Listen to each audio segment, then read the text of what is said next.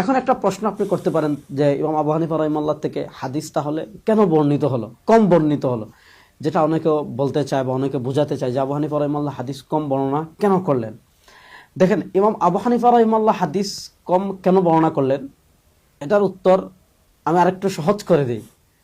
দেখেন, হযরত আবু হুরায়রা রাদিয়াল্লাহু তাআলা থেকে যতটা হাদিস বর্ণিত হয়েছে, হযরত আব্দুল্লাহ ইবনে আমর ইবনে আস রাদিয়াল্লাহু তাআলা থেকে যতগুলো হাদিস বর্ণিত হয়েছে, আবু বকর রাদিয়াল্লাহু তাআলা থেকে ওমর রাদিয়াল্লাহু তাআলা থেকে সেই পরিমাণ হাদিস বর্ণিত হয়নি, অনেক কম বর্ণিত হয়েছে।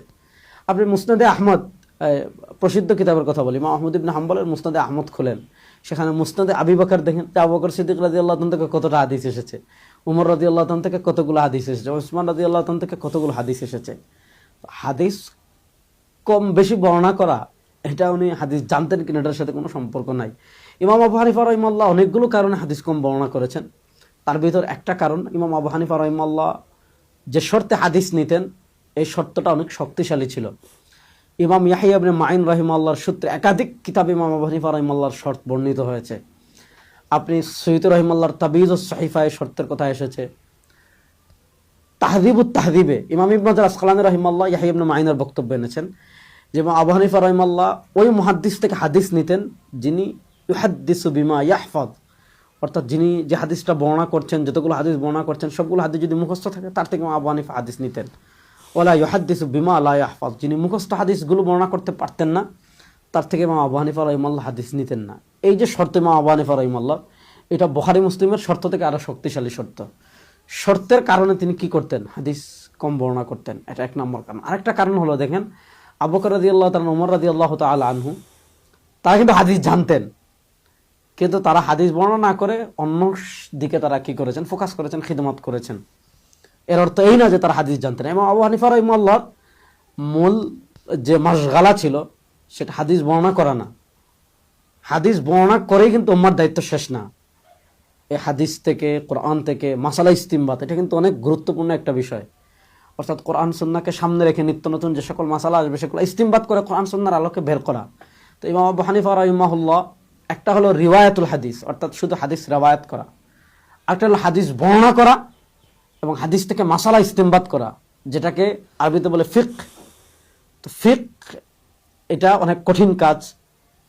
তো এটাকে আপনি হাদিসের পরিভাষায় বলেন, একটা হলো ডাক্তার আর একটা হলো যারা ফার্মেসিতে আপনার কি করে, ঔষধ বিক্রি করে। তো আপনি প্রেসক্রিপশন লিখে দিলে ফার্মেসিতে সে ঔষধ নামিয়ে নামিয়ে দিতে পারবে। এজন্য ইমাম আহমদ রাহিমাহুল্লাহর কথা আছে ফুকাহা ইকরামকে উদ্দেশ্য করে, ইয়া মাশারাল ফুকাহা আনতুমুল আতিব্বা ওয়া নাহনু সায়াদালা। অর্থাৎ যারা হাদিস বর্ণনা করেন তারা হলেন ফার্মেসি ঔষধ বিক্রেতা, মানে আপনি প্রেসক্রিপশন লিখে দিবেন, তারা ঔষধ নামিয়ে নামিয়ে মিলিয়ে দিয়ে দিবেন। তো মুহাদ্দিস যা হাদিস বর্ণনা করবেন যে এটা এই হাদিস, এই হাদিস, এই হাদিস, এই হাদিস থেকে এই উম্মার এই সমস্যার সমাধান, উম্মার এই মাসালার সমাধান, এটা হলো ডাক্তারের কাজ। যে এই রোগে এই ঔষধ, এই রোগে এই ঔষধ, এই রোগে ঔষধ, এটা ডাক্তারের কাজ, লিখে দিবে। আর যে ফার্মেসিতে ওষুধ বিক্রি করে সে শুধু নামিয়ে মিলিয়ে দিবে। মুহাদ্দিসদের কাজ হাদিস বর্ণনা করা। আর যারা ফকি তাদের কাজ আরেকটু গভীর, অনেক গভীর। মানে কি, আপনি হাদিস মুহাদ্দিসরা বর্ণনা করে রেখে দিয়েছেন, এই হাদিস থেকে উম্মা কোন সমস্যার কি সমাধান, উম্মা কি পাবে, উম্মার যে হাওয়াদিস যেগুলো আছে, নওয়াদিরাত যেগুলো আছে, এগুলা থেকে উম্মা কি সমাধান আসবে, এটা হলো ফুকাহা ইকরামের কাজ। ইমাম আবু হানিফা রাহিমাহুল্লাহ এই জায়গায় ফোকাস করেছেন বেশি। এজন্য ইমাম শাফি রহমতুল্লাহ আলাইহি বলেছেন, আন-নাসু ফিল ফিকহ ইয়ালুন আলা আবি হানিফা।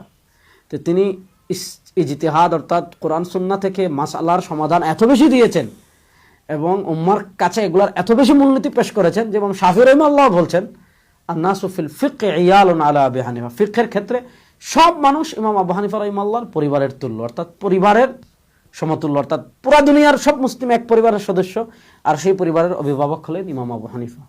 আল্লাহ তাআলা এই মহান ইমামের কবরকে জান্নাতের টুকরা বানিয়ে দিন। তিনি উম্মার উপর যে ইহসান করে গিয়েছেন, আল্লাহ সেগুলোর উত্তম বদলা দান করুন।